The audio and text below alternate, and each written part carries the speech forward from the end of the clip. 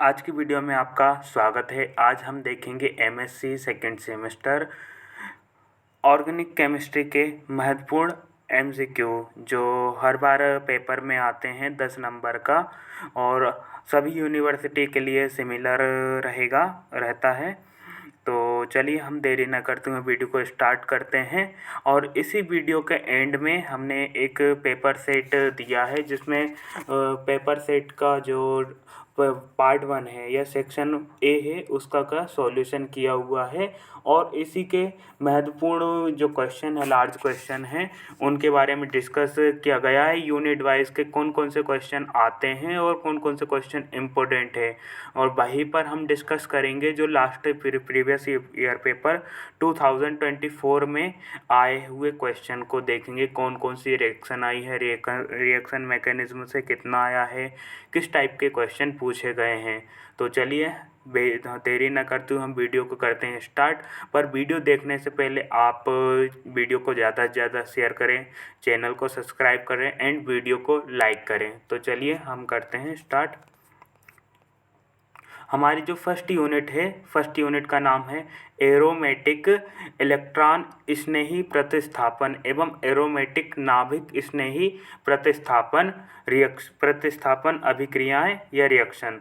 First question है हमारा, electrophilic प्रतिस्थापन होता है तो एरोमेटिक नाभिक पर होता है क्या? इलेक्ट्रोफिलिक प्रतिस्थापन। क्योंकि जब यानी कि इलेक्ट्रोफिलिक प्रतिस्थापन होता है तो वहाँ से क्या होता है, एरोमेटिक कंपाउंड जिस नाभिक से जुड़ा रहता है वहीं से ब्रेक डाउन होता है और उसका प्रतिस्थापन होकर दूसरे आयन से जुड़ जाता है। पाइस सिग्मा संकुल को जो इलेक्ट्रॉन स्नेही प्रतिस्थापन बनाते हैं उन्हें क्या कहते हैं? तो उन्हें अरेनियम आयन कहते हैं। उन्हें क्या कहते हैं? अरेनियम आयन कहते हैं। इलेक्ट्रॉन स्नेही प्रतिस्थापन क्रिया की कोटि होती है तो कितनी कोटि है? इलेक्ट्रॉन स्नेही प्रतिस्थापन की क्रिया की कोटि होती है द्वितीय कोटि की। कितनी? द्वितीय कोटि की। अब नेक्स्ट क्वेश्चन है हमारे पास, निम्न में से सबसे क्रियाशील यौगिक है तो इसमें सबसे अधिक क्रियाशील यौगिक नैप्थलीन है। नाइट्रीकरण अभिक्रिया जिस आयन द्वारा होती है वह आयन है तो वह आयन क्या है? NO2 प्लस आयन, ऋणात्मक यानी कि धनात्मक आयन NO2 धनायन। विल्स-मेयर अभिक्रिया का उदाहरण है या विल्स-मेयर अभिक्रिया का रिएक्शन का एग्जाम्पल है एरोमेटिक इलेक्ट्रॉन स्नेही प्रतिस्थापन। इसमें क्या है? इसका राइट आंसर ए वाला है, एरोमेटिक इलेक्ट्रॉन स्नेही प्रतिस्थापन। हैमेट समीकरण क्या है? तो हैमेट समीकरण log K/K0 = sigma P।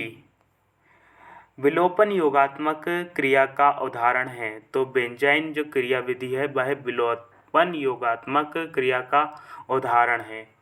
Ismail पुनर्विन्यास क्रिया है तो इस्माइल पुनर्विन्यास क्रिया है अंतराणुक नाभिक स्नेही प्रतिस्थापन। चतुष्क अमोनिया लवणों को क्षारीय धातु के एमाइड के साथ अभिकृत करने पर प्राप्त क्रिया का नाम क्या है? तो इस क्रिया को हम सोमलेट हाउसर पुनर्विन्यास कहते हैं। क्या यह अमोनिया लवण चतुष्क अमोनिया लवणों को क्षारीय धातु के एमाइड के साथ अभिकृत किया जाता है तो ये इस प्रकार की रिएक्शन होती है उसको हम सोमलेट हाउसर पुनर्विन्यास रिएक्शन कहते हैं। इसके हम अगर इम्पोर्टेंट क्वेश्चन की बात करें तो इसमें इम्पोर्टेंट क्वेश्चन होते हैं इलेक्ट्रोफिलिक प्रतिस्थापन और मोस्ट इम्पोर्टेंट जो प्रीवियस ईयर के पेपर में आया था जून 2020 में 2024 में आया था। नाइट्रीकरण, टिप्पणी लिखी, नाइट्रीकरण किसे कहते हैं, हेलोजनीकरण किसे कहते हैं, सल्फोनीकरण किसे कहते हैं और अभिविन्यास किसे कहते हैं। निर्देशांक प्रभाव पर टिप्पणी लिखिए। ये इम्पोर्टेंट नहीं है पर आप एक बार चेक कर लीजिएगा। अभी ये वही क्वेश्चन है जो हमने डिस्कस किए थे कि निम्न में से सबसे अधिक क्रियाशील यौगिक है नैप्थलीन, सबसे अधिक क्रिया। और इसी में अगर आ जाता है कि निम्न में से सबसे अधिक स्थायी एरोमेटिक कंपाउंड कौन सा है, तो इसका अगर आपको आता है तो आप 1 मिनट का टाइमर दे रहे हैं, 1 मिनट नहीं 30 सेकेंड। अगर आप इसका आंसर दे पाएँ तो ठीक है, नहीं तो मैं आपको इसका आंसर दूंगा कि इसमें से जो निम्न में से सबसे स्थायी कंपाउंड होता है वो होता है एरोमेटिक कंपाउंड, बेंजीन होता है। एरोमेटिक अगर हमने फर्स्ट सेमेस्टर में एरोमेटिक और एलिफेटिक पढ़ा था, उससे हमें जानने को मिलता है जिसमें साइक्लिक, पेरिसाइक्लिक, जिसमें हम N+ एल्कनियम या फिर हर्कल्स रूल पढ़ते हैं उसको फॉलो करते हैं। अब इसमें नेक्स्ट नाइट्रीकरण की अभिक्रिया जिस आयन द्वारा होती है ये हमने अभी डिस्कस किया था, NO2+ आयन के द्वारा होती है। बिल्स मायर अभिक्रिया का उदाहरण है, ये एग्जाम्पल्स है। तो एरोमेटिक इलेक्ट्रॉन स्नेही प्रतिस्थापन की हैमिट समीकरण क्या है, तो हैमिट समीकरण log KyK0 = सिग्मा P। अब रोजेनमुंड अभिक्रिया का उदाहरण है योगात्मक, यानी कि जो विलोपन योगात्मक अभिक्रिया, यानी कि विलोपन योगात्मक अभिक्रिया का यहाँ से तो क्या हो रहा है कि फर्स्ट जो रिएक्शन हो रही है वहाँ से टूट जा रहा है, लेकिन दूसरे में जाके उसकी अभिक्रिया का क्या हो जा रहा है, योग हो जा रहा है। उसको हम बोलते हैं बेंजाइन अभिक्रिया। और यह बेंजाइन अभिक्रिया है बहुत ही महत्वपूर्ण अभिक्रिया है। इस्माइल पुनर्विन्यास अभिक्रिया, इसमें अंतराणुक नाभिक स्नेही प्रतिस्थापन होता है। तो ये भी एक महत्वपूर्ण प्रतिस्थापन अभिक्रिया है। और चतुष्क अमोनिया लवणों को क्षारीय धातु के एमाइड के साथ अभिक्रिया करने पर क्या बनता है, कि किस प्रकार की अभिक्रिया है, तो ये हमने पढ़ा था सोमलेट-हाउसर पुनर्विन्यास, यह अभिक्रिया है। और अभी हमने इन क्वेश्चन के बारे में क्या किया था, डिस्कस किया था कि मोस्ट इम्पोर्टेंट जो क्वेश्चन आया था प्रीवियस ईयर, नाइट्रीकरण, हैलोजनीकरण, सल्फोनीकरण और अभिविन्यास। तो इसमें से यानी कि जो क्वेश्चन हैं, फर्स्ट क्वेश्चन इम्पोर्टेंट है पर वेरी इम्पोर्टेंट 100% जो नाइट्रीकरण, हैलोजनीकरण, सल्फोनीकरण, अभिविन्यास इसके बारे में दिया है। और इसी के ऊपर अगर हम डिस्कस करें तो इस्माइल, बेंजाइन पुनर्विन्यास, सोमलेट, ये अभी रिएक्शन जो बताई है, बेंजाइन क्रियाविधि, रोजेनमुंड क्रियाविधि, ये इम्पोर्टेंट है और ये 100% है कि ये आना है। और यदि आप इसका सॉल्यूशन चाहते हैं तो हम नेक्स्ट वीडियो में कमेंट आप करें, हम आपके कमेंट को देखेंगे और उसके बारे का सॉल्यूशन भी देंगे। ऑर्थोपेरामेटा के निर्देशांक समूह को दो उदाहरण देकर समझाइए। तो ऑर्थोपेरामेटा के एग्जांपल्स आप बेंजीन रिंग में हैं, ऑर्थोपेरामेटा कहाँ पे जुड़े होते हैं उसको स्पष्ट कर सकते हैं। अगर आता है और नहीं आता है तो हम नेक्स्ट वीडियो में आपको समझा देंगे। अगला क्वेश्चन है ऑर्थोपेरा अनुपात को स्पष्ट कीजिए। अभी हमने नाइट्रीकरण की जो क्रियाविधि पर टिप्पणी लिखी है उसी का सेम टू सेम सिमिलर इसमें लिख सकते हैं। फ्रीडल क्राफ्ट अभिक्रिया इम्पोर्टेंट अभिक्रिया, और इसमें जो डाईएजोनियम अभिक्रिया है ये महत्वपूर्ण है। बिल्स-मायर अभिक्रिया, सल्फोनीकरण अभिक्रिया, ये जिसमें टिक लगे हैं पीछे बैकग्राउंड की ओर, वह बहुत ही इम्पोर्टेंट है। अब यहाँ पे देखिए बेंजाइन क्रियाविधि, फॉन रीचर पुनर्विन्यास क्रियाविधि, सोमलेट-हाउसर क्रियाविधि और इस्माइल पुनर्विन्यास क्रियाविधि। अगर आप यानी कि जैसे फर्स्ट यूनिट में से 100% करना चाहते हैं, एक भी क्वेश्चन नहीं छोड़ना चाहते हैं, तो जो क्वेश्चन यानी कि इसमें इम्पोर्टेंट हैं उनको बहुत ही अच्छी तरीके से याद करें, खास करके रिएक्शन मैकेनिज़्म। और अगर आप कहें तो आपके कहने पे आप कमेंट कीजिए, इसके सेकंड वीडियो भी आपको प्रोवाइड की जाएगी फुल्ली सॉल्यूशन के साथ। जैसे ही हम सेकेंड यूनिट में आते हैं तो सेकेंड यूनिट का नाम है free radicals reactions. Free radical reactions का मतलब ये है कि इसमें कोई एक जो एटम है इससे जुड़ने के लिए अग्रेसिव होता है, तो इसमें एक एटम के लिए खाली स्थान होता है, फ्री होता है, तो उसको हम बोलते हैं फ्री रेडिकल रिएक्शंस। अब यहाँ पे देखते हैं हम कि जो मैथेन है, मैथेन के साथ क्लोराइड को HUV लाइट है,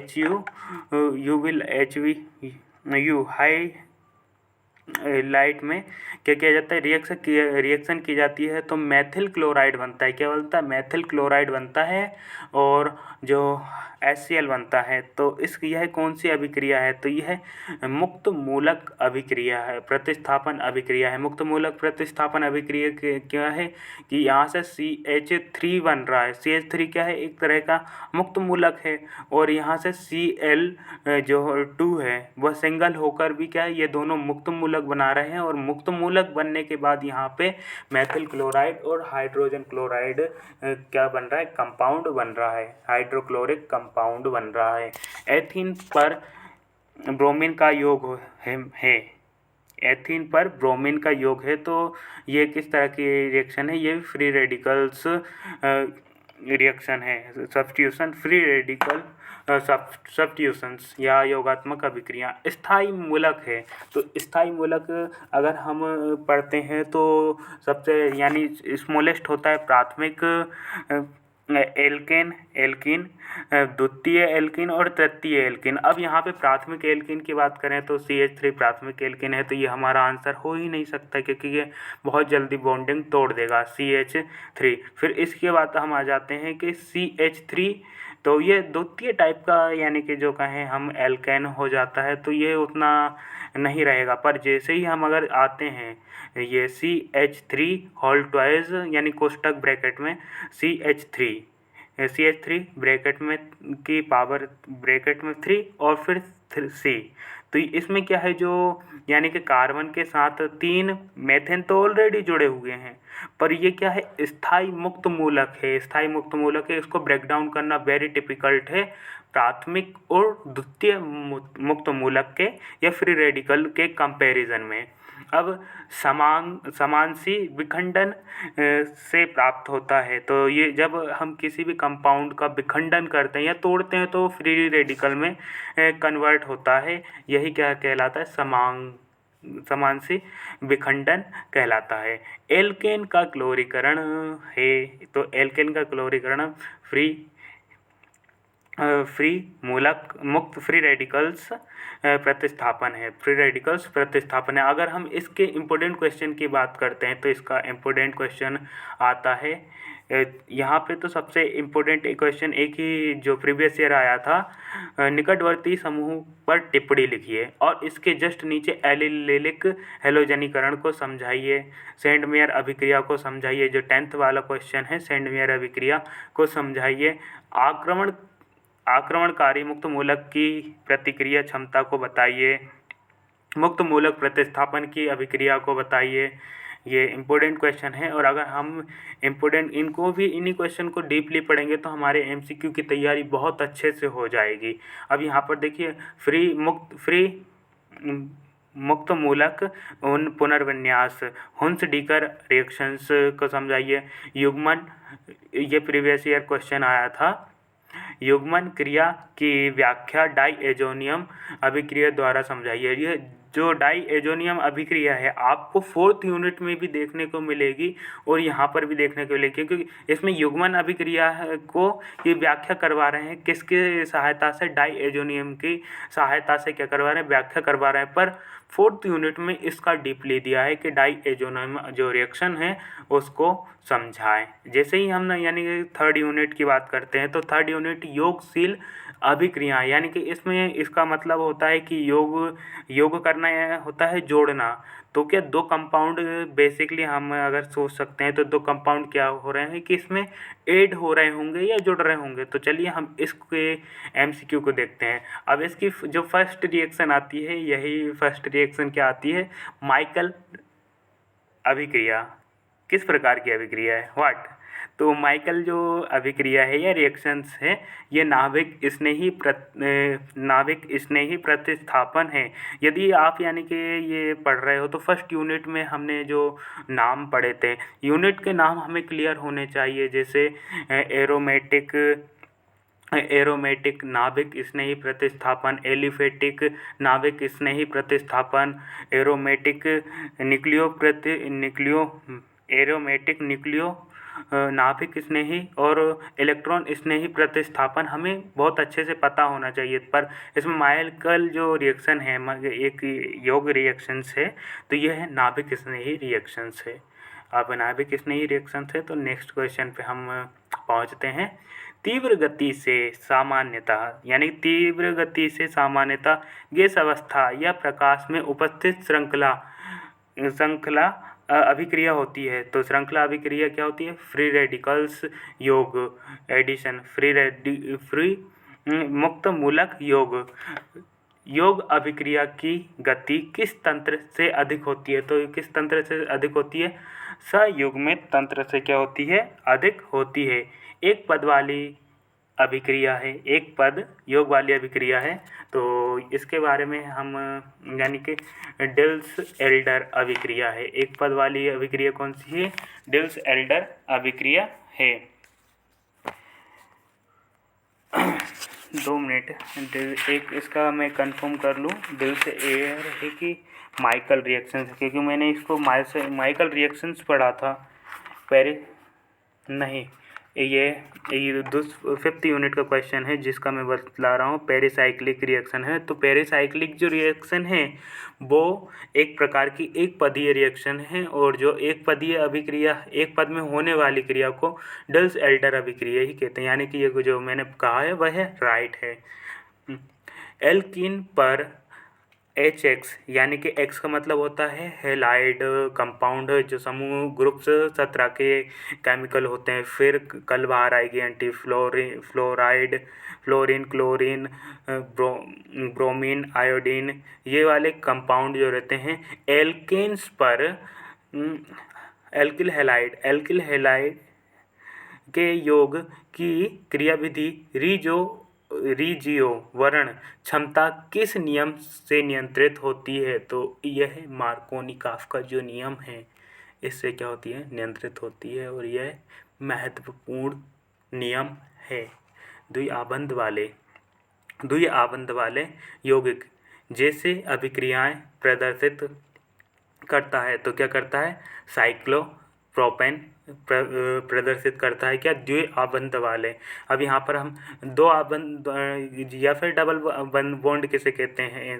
तो एथेन में तो ऑलरेडी सिंगल बॉन्ड होता है, मेथेन में भी सिंगल बॉन्ड होता है। साइक्लोप्रोपेन के जिम्मे जब हम इसका स्ट्रक्चर बनाएंगे तो हमें डबल बॉन्ड कहीं ना कहीं कंपलसरी है देखने को मिलेगा।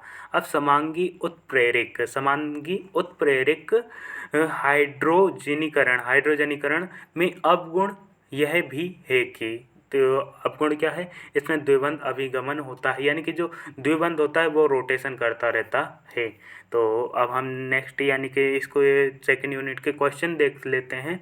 तो हम सबसे पहले यही आता है, अभिन्यास अभिक्रियाशीलता में संबंध बताइए। और 100% वाला जो क्वेश्चन है, हाइड्रोजनीकरण को स्पष्ट कीजिए, हाइड्रोबोरिनीकरण पर टिप्पणी लिखिए। And then most important question, Michael reactions and अपॉक्सीकरण reactions, Sharpless asymmetricals reactions and your addition reactions and यांत्रिकी एवं स्ट्रांसी केमिस्ट्री की धारणा को स्पष्ट कीजिए या डिफाइन कीजिए। इलेक्ट्रॉन स्नेही, नाभिक स्नेही, मुक्त मूलक उत्पन्न करने वाली योगशील अभिक्रियाओं को समझाइए। साइक्लोप्रोपेन के जो वलय रहते हैं, साइक्लोप्रोपेन के वलय के योगों को स्पष्ट कीजिए। द्विएबेब त्रिबंध हाइड्रोजनीकरण को समझाइए। एरोमेटिक वलय में हाइड्रोजनीकरण संबंध को स्पष्ट कीजिए। हाइड्रोबोरिनीकरण को महत्ता को समझाइए। अब हमारी जो 3rd यूनिट थी वो हो गई कंप्लीट। हम जस्ट मूव करते हैं 4th यूनिट। 4th यूनिट का नाम क्या है? कार्बन विषम परमाणु एवं बहुआबंध पर योग एवं विलोपन अभिक्रियाएं, इसमें हम क्या, जो कार्बन से रिलेटेड विषम कार्बन से रिलेटेड परमाणु होते हैं उनमें बहुत सारे आबंध या बॉन्डिंग होती है, तो उसमें जो एडिशन रिएक्शंस होती हैं, क्या एडिशन रिएक्शंस होती हैं, उसमें एडिशन एवं हम सब्स्टिट्यूशन रिएक्शंस के बारे में क्या पढ़ेंगे, डिस्कस करेंगे। तो फर्स्ट में जो हमारा क्वेश्चन आता है, अपॉक्सीकरण रिएक्शंस की क्रियाविधि के दौरान निम्न में से कौन सा घटक शामिल नहीं है। तो अपॉक्सीकरण जो रिएक्शंस होती हैं उसमें सममेत क्रियाविधि होती है, संयोग क्रियाविधि होती है, परऑक्सी बेंजोइक अम्ल भी होता है, लेकिन उसमें कार्बोधनायन और कार्बो ऋणायन का मध्यस्थ बिल्कुल भी शामिल नहीं होता है, यानी कि इसका राइट आंसर जो होगा हमारा बाघ होगा। नेक्स्ट क्वेश्चन की हम बात करते हैं, तो इनाइन संयुग्मित तंत्र पर एक डैश स्लैश कोमा 4 योग के द्वारा निम्नलिखित उत्पाद बनता है। तो क्या बनता है, एलिन बनता है, एलिन। रेजियोवर्ण क्षमता का संबंध किस निम्नलिखित नियम से है। तो ये मार्कोनिकॉफ के नियम से, अभी हमने प्रीवियस पढ़ा था मार्कोनिकॉफ का नियम जो इम्पोर्टेंट है। निम्नलिखित में से सबस्ट्रेट की उपस्थिति नाभिक स्नेही अभिक्रिया सरलता से होती है। तो इसमें क्या, CN कोष्टक bracket close 2 C double bond C bracket CN bracket close 2, तो हमारा राइट आंसर आ हो जाएगा। वे दो अभिक्रियाओं का जोड़ा जो कि ब्रैकेट में जो कि अभिक्रिया के दौरान कार्बन कार्बन आबंध बनाती हैं, जिसमें योग से जटिल अभिक्रिया बनते हैं, जिसे रॉबिन्सन वलयन कहा जाता है, और यह अभिक्रियाओं का जोड़ा निम्नलिखित होता है। तो इसे हम बोलते हैं माइकल एंड एल्डोल्ट रिएक्शंस का पेयरिंग। वेटिंग अभिकर्मक या रिएजेंट किसे कहते हैं। तो C6H5 P double bond CH3 Wilkinson उत्प्रेरक है। तो विल्किंसन उत्प्रेरक C6H5 bracket close 3P3RH chloride, ये क्या, विल्किंसन रिएक्शन है। कार्बधात्विक यौगिक हैं, तो कार्बधात्विक यौगिक देखो हम बोले तो RLI क्या है, कार्बधात्विक यौगिक है। डिल्स एल्डर अभिक्रिया निम्न क्रियाविधि से क्रियान्वित होती है। तो यह समवेत क्रियाविधि होती है। एक आणविक संयुग्मित क्षारक विलोपन अभिक्रिया में बनने वाला मध्यस्थ है। तो ये मध्यस्थ क्या है, कार्बोकेटायन। देखिए कि यदि आपको यानी कि ये क्वेश्चन एक ही बार में याद नहीं होंगे, आप इस वीडियो को या तो डाउनलोड कर लें या फिर क्या है कि इस वीडियो को आप चलाकर कंटिन्यू यानी कि सुनते रहें। 3-4 बार आप इस वीडियो को देखेंगे तो आपको इसके जितने भी इम्पोर्टेंट क्वेश्चन हैं हम सभी याद हो जाएंगे। अब हम इसके इम्पोर्टेंट क्वेश्चन की बात करें तो 2-ब्यूटीन पर ब्रोमीन के योग की अभिक्रिया को समझाइए। एल्काइन पर दुर्बल नाभिक योग को उदाहरण सहित समझाइए। संयुग्मित तंत्रों को समझाइए। इसमें से जो इम्पोर्टेंट है यहाँ पर वेटिंग अभिक्रिया की क्रियाविधि 100% क्लेजन संघनन और एल्डोल्ट संघनन, ये 3 को जो क्वेश्चन है वो इम्पोर्टेंट है। बाकी के विलोपन प्रतिस्थापन का तापक्रम का प्रभाव 50% कह सकते हैं कि हाँ इम्पोर्टेंट है। बाकी के एलिलिक ब्रोमीनीकरण या डिल्स एल्डर अभिक्रिया को समझाइए। या फिर ये भी 100% है। गिन्यार यहाँ पे लिखा हुआ है पर इसको हम ग्रिग्नार्ड अभिकर्मक कहते हैं, RMGX। तो इसको यानी कि रिएक्शंस पूछी जा सकती है। वेटिंग्स रिएक्शंस को समझाइए या फिर अभिक्रियाओं को समझाइए। नोवेंजल, पार्किंग, मोनेस, स्टॉम्बे, इसको पूछ सकते हैं। एमाइड के जल अपघटन की क्षारकों की क्रियाविधि 100% ये पूछा जाता है।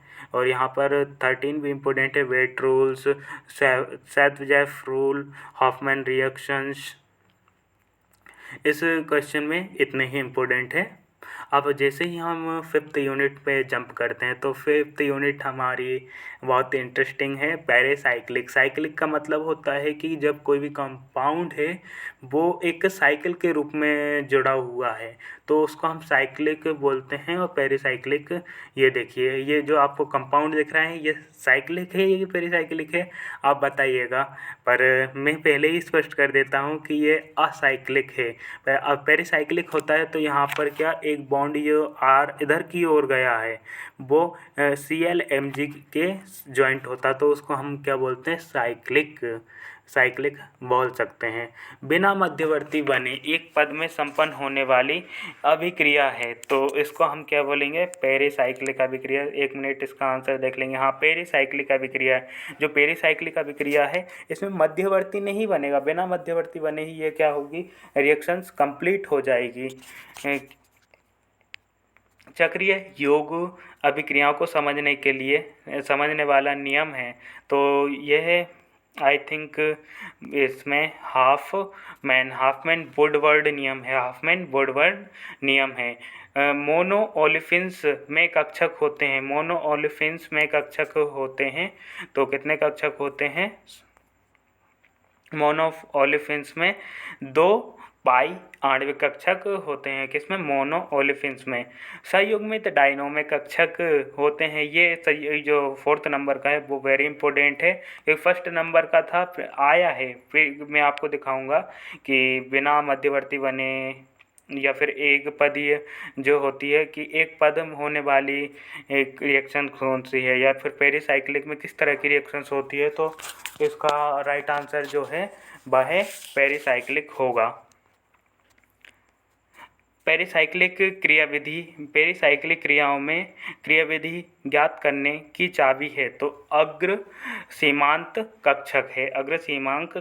अब हम इसके इम्पोर्टेंट क्वेश्चन की बात करते हैं, तो इसके इम्पोर्टेंट क्वेश्चन, पेरिसाइक्लिक अभिक्रिया क्या है, बुट्समैन हाफमैन अभिक्रिया को समझाइए, और सिग्मा ट्रॉपिक, ये प्रीवियस ईयर पूछा गया है। एजोकोप पुनर्विन्यास यानी कि ये इस तरह से पूछा गया है कि टिप्पणी लिखिए, और टिप्पणी में हमें क्या 4 ऑप्शन दे दिए हैं।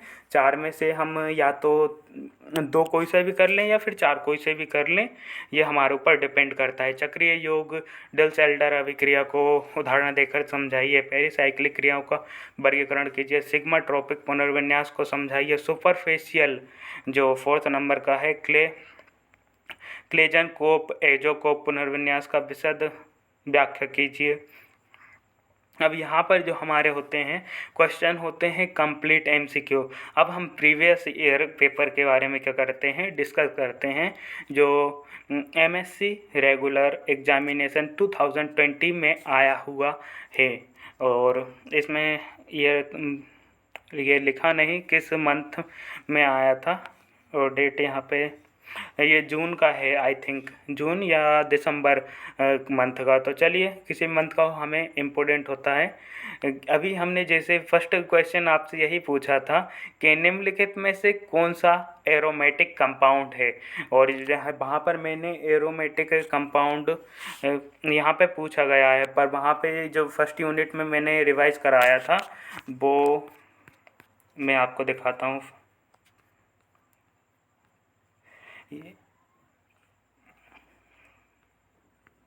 ये वाले यहाँ पर क्रियात्मक योगशील है, तो क्रियात्मक योगशील नेप्थलीन था, पर यहीं पर मैंने आपको बताया था एरोमेटिक जो कंपाउंड है बेंजीन है, स्थाई। अब इसमें बेंजीन से रिलेटेड जो भी कंपाउंड वहाँ पे बना होगा वो हमारा क्या होगा, राइट ऑप्शन होगा। पर साइक्लोहेक्सिन क्या है, ये एरोमेटिक के रूल्स को फॉलो तो करता है पर स्थाई नहीं है। सबसे ज़्यादा स्थाई कौन सा है, तो इसमें एथिलीन हो नहीं सकता है क्योंकि डबल बॉन्डिंग है उसमें, और हेक्सेन नहीं है। टालुइन ये क्या है, सबसे ज़्यादा एरोमेटिक है। यह क्या, एक बेंजीन रिंग से जुड़ा हुआ है। अब जैसे ही हम नेक्स्ट क्वेश्चन के बारे में डिस्कस करते हैं, निम्नलिखित में से इलेक्ट्रॉन स्नेही प्रतिस्थापन अभिकर्मक किसे कहते हैं? तो किसे कहते हैं, और ये यानी कि एक नंबर में पूछा जाता है तो हमें पता होना चाहिए कि इलेक्ट्रॉन स्नेही अभिकर्मक क्या है। तो SO3 जो है इलेक्ट्रॉन स्नेही अभिकर्मक है, इसकी डेफिनेशन हमें पता होनी चाहिए और याद भी होना चाहिए। एरोमेटिक एलिफेटिक किसे कहते हैं, ये भी पता हो। NVS 1 ब्यूटीन के साथ क्रिया करके देता है, तो NVS जो 1 है यानी कि इसको हम बोले ब्यूटेन सक्सीनिहाइड बोलते हैं। तो इसको ये जो बनता है 3 ब्रोमो ब्यूटेन बनता है। नेक्स्ट क्वेश्चन पे हम जंप करते हैं। तो ये बेक के गलत हो गया क्या?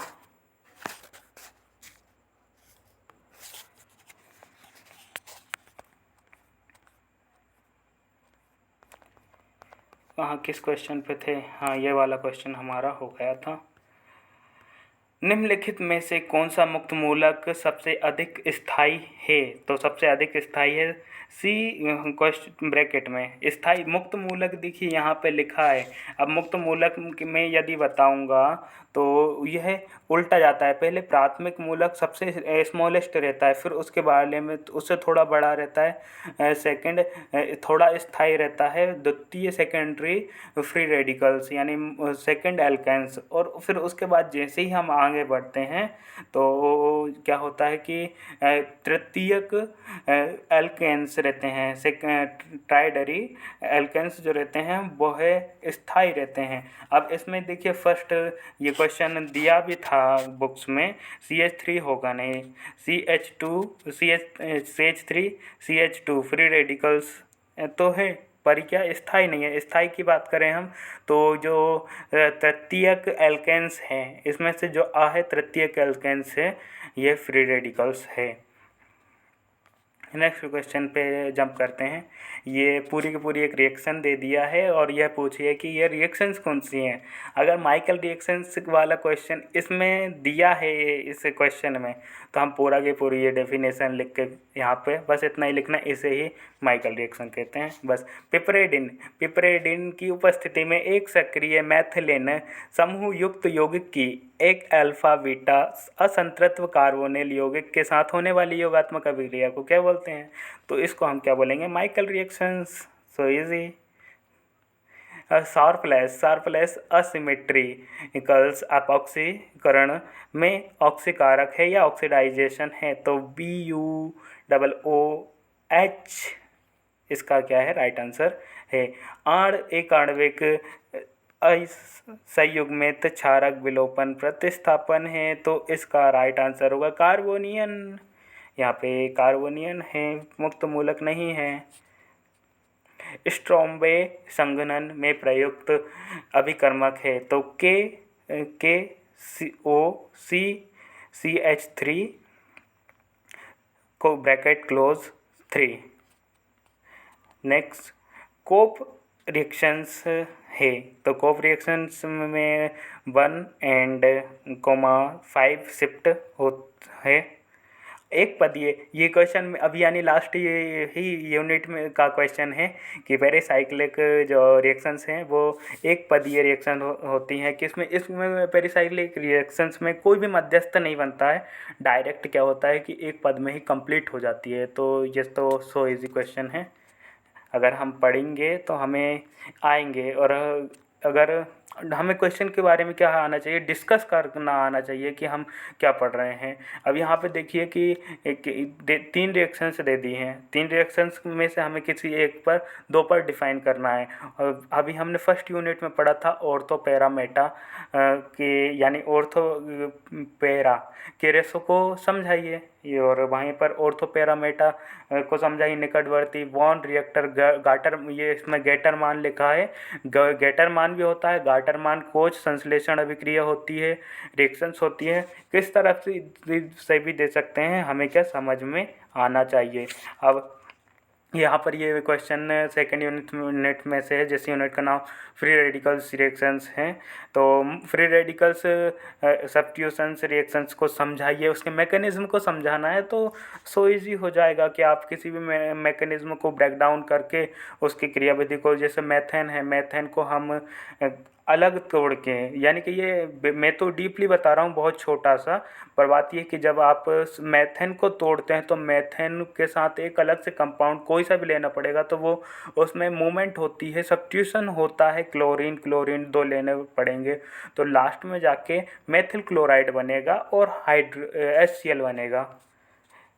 निकटवर्ती समूह की सहायता को समझाइए। तो निकटवर्ती समूह हमने फ्री रेडिकल्स रिएक्शंस में या फिर इलेक्ट्रोफिलिक जो रिएक्शन है उसमें का ये क्वेश्चन है।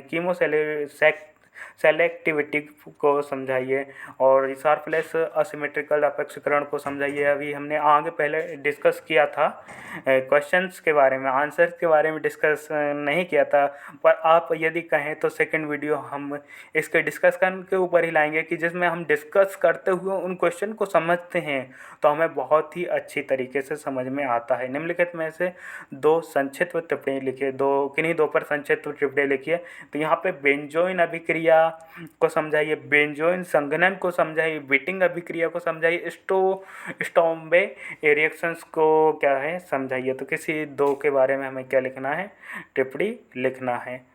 अब नेक्स्ट क्वेश्चन पे जैसे ही हम जंप करते हैं तो फ्लक्सनल टोटेमरिज्म की विवेचना को समझाइए, ये मुझे भी पढ़ना पड़ेगा। एथिलीन सीमांत कक्षकों के बारे में आप क्या है पार्ट 1 डिस्कस कर लिया है, सेक्शन 2 डिस्कस कर लिया है, सेक्शन 3 के बारे में डिस्कशन करने पे आते हैं। तो डाइएजोनियम कपलिंग, ये मैंने तीन यूनिट में हमें ये देखने को मिला था, डाइएजोनियम रिएक्शंस। तो डाइएजोनियम रिएक्शंस के ही अंदर डाइएजोनियम कपलिंग आता है। अब फर्स्ट यूनिट में सोमलेट हाउसर जो पुनर्विन्यास रिएक्शंस हैं उसको रीअरेंजमेंट को समझाइए। अब अभिक्रिया के विलायक के प्रभाव की विवेचना कीजिए।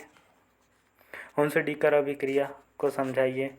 एरोमेटिक वलय के हाइड्रोजनीकरण को समझाइए। जो एरोमेटिक वलय यानी कि एरोमेटिक कंपाउंड होते हैं या रिंग होते हैं, जैसे एरोमेटिक कंपाउंड सबसे ज़्यादा स्टेबल अगर एरोमेटिक कंपाउंड है तो बेंजीन है, और अगर यानी एरोमेटिक नहीं है, वहाँ पे बेंजीन ऑप्शन नहीं आता है, तो बेंजीन से रिलेटेड कोई सा भी कंपाउंड आता है, जैसे फिनोल हो गया, टालुइन हो गया, फिर कोई से बेंजल्डिहाइड हो गया, ये क्या है, ये उसी के बेंजीन के ही कंबाइंड कंपाउंड है, तो ये क्या स्थायी होंगे वहाँ पे। यानी कि जो एग्जामिनर है आपको क्वेश्चन किस तरह भी सभी दे सकता है, पर हमें क्या है कि जब पता है कि बेंजीन एरोमेटिक है, स्थायी एरोमेटिक है, तो एरोमेटिक है तो उससे रिलेटेड जो भी कंपाउंड होंगे वो ऑलरेडी एरोमेटिक होंगे। साइक्लोप्रोपेन वलय के जो योग का वर्णन कीजिए। और अगर यहाँ पे देखो एरोमेटिक कंपाउंड की जब बात करते हैं तो एरोमेटिक कंपाउंड में हकल्स रूल फॉलो करना चाहिए, वह एरोमेटिक है कि नहीं है, और उसमें डबल बॉन्डिंग सिंगल बॉन्डिंग देखना ज़रूरी है। और प्रोपेन वलय को का वर्णन कीजिए। एस्टर के अमोनिलिसिस को समझाइए। पायरोलाइटिक विलोपन में क्रियाविधि व विद्युत विन्यास का वर्णन कीजिए। तो और FMO या PMO दृष्टिकोण को समझाइए। वुडवर्ग हाफमैन सहसंबंध को आरेख को समझाइए। तो आज की वीडियो में इतना ही। वीडियो आपको कैसी लगी है मुझे समझाइए, यानी कि बताइए कमेंट में कि इसका सेकंड पार्ट बनना चाहिए कि नहीं बनना चाहिए। यदि आप कहते हो कि हाँ सेकंड पार्ट बनना चाहिए, वीडियो आपको समझ में आई है, तो मैं इसका सेकंड पार्ट ज़रूर लाऊंगा कि जिसमें हम यूनिट वाइज फर्स्ट यूनिट को कम्प्लीटली रिवाइज करेंगे कि फर्स्ट यूनिट में हम जो एरोमेटिक एलिफेटिक न्यूक्लियक प्रतिस्थापन अभिक्रियाएं हैं उनके बारे में डीपली डिस्क्राइब करेंगे, और उनकी जो रिएक्शंस है, किस टाइप की रिएक्शंस है, रिएक्शंस के बारे में पूरी डिस्क्राइब करेंगे। फिर देखो फर्स्ट यूनिट आती है यानी एरोमेटिक एलिफेटिक इलेक्ट्रॉन स्नेही प्रतिस्थापन और नाभिक स्नेही प्रतिस्थापन। सेकंड आती है फ्री रेडिकल्स, थर्ड आती है योगशील अभिक्रियाएं, और फोर्थ आती है कार्बन विषम परमाणु बहुआबंध आबंध एडिशन एंड सब्स्टिट्यूशंस कंपाउंड, और थर्ड आती है पेरिसाइक्लिक रिएक्शंस। तो ये जितनी, अगर हम पाँचों यूनिट की बात करें तो पाँचों यूनिट में से यानी कि बहुत इजी क्वेश्चन है, बस हमें क्या है कि समझने की देरी है। तो आप अगर कहें तो इसका सेकंड पार्ट जल्दी हम रिलीज़ करेंगे आपके कहने पे। तो ज़्यादा से ज़्यादा कमेंट करें कि इसका जो सेकंड पार्ट है वो लॉन्च करें कि नहीं। Thank you this video.